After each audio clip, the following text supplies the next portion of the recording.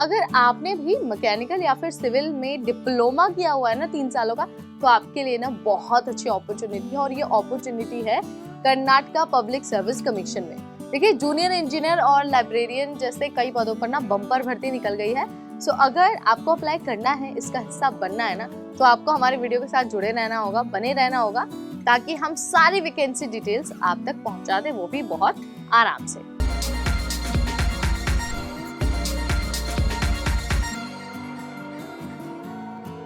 Hi hello नमस्ते, मैं हूं नेहा आपके साथ और आप सबका बहुत स्वागत है एनबीटी के नौकरी वाले सेगमेंट में। दरअसल बात हो रही है कर्नाटका में होने वाली जूनियर इंजीनियर और लाइब्रेरियन पदों पर भर्ती के बारे में। और अगर आपको इस भर्ती का हिस्सा बनना है ना, तो आप 28 मई तक ऑफिशियल वेबसाइट पर जाकर अपना फॉर्म सबमिट कर सकते हैं। अब आप कहेंगे कि यार ऑफिशियल वेबसाइट तो बता दो, आपने लास्ट डेट तो बता दी, तो चलिए आपको ऑफिशियल वेबसाइट भी एक बार बता देती हूँ। ऑफिशियल वेबसाइट है kpse.kar.nic.in।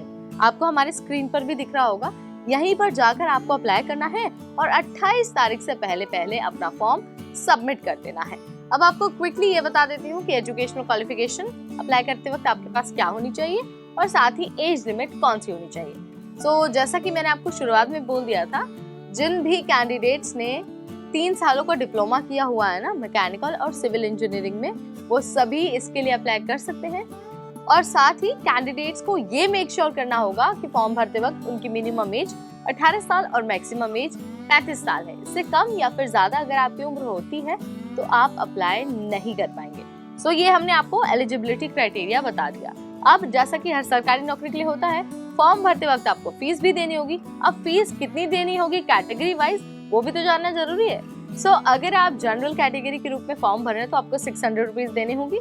वहीं अगर आप रिजर्व कैटेगरी यानी कि SC या ST कैटेगरी से बिलोंग करते हैं ना, तो आपकी कोई फीस नहीं लगेगी। आपको बस अपनी डिटेल अपलोड करनी है, एप्लीकेशन को फॉर्म भरना है और उसे कर देना है सबमिट। ये बात हो गई एप्लीकेशन फीस की। अब आपको फटाफट से सिलेक्शन और सिलेक्शन के बाद मिलने वाली सैलरी के बारे में बता देते हैं। तो देखिए, सिलेक्शन के लिए ना आपको 3 चरणों से होकर गुजरना होगा। एक तो सबसे पहला कन्नड़ा लैंग्वेज टेस्ट, और जो दूसरा है वो है कॉम्पिटिटिव एग्जामिनेशन, जिसमें सारी चीजें GK इंग्लिश हिंदी वाली वो सारी चीजें हैं जो नॉर्मल एक कॉम्पिटिटिव एग्जाम में पूछी जाती हैं, वो सारी चीजें पूछी जाएंगी।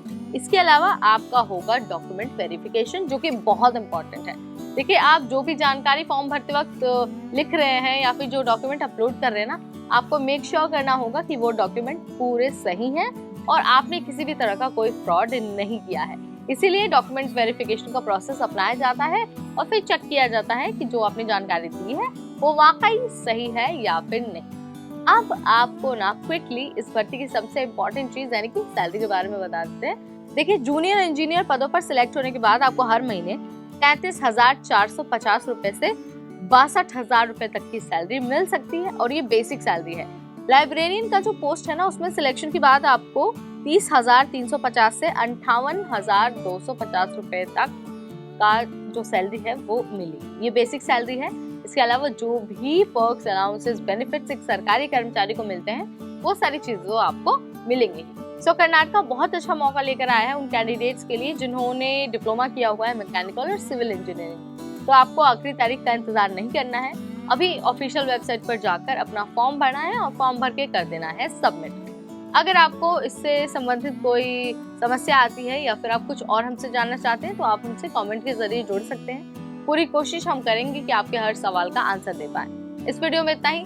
अगली बार फिर आएंगे नई जानकारी, नई नोटिफिकेशन के साथ। तब तक मुझे यानी नेहा को दीजिए इजाजत।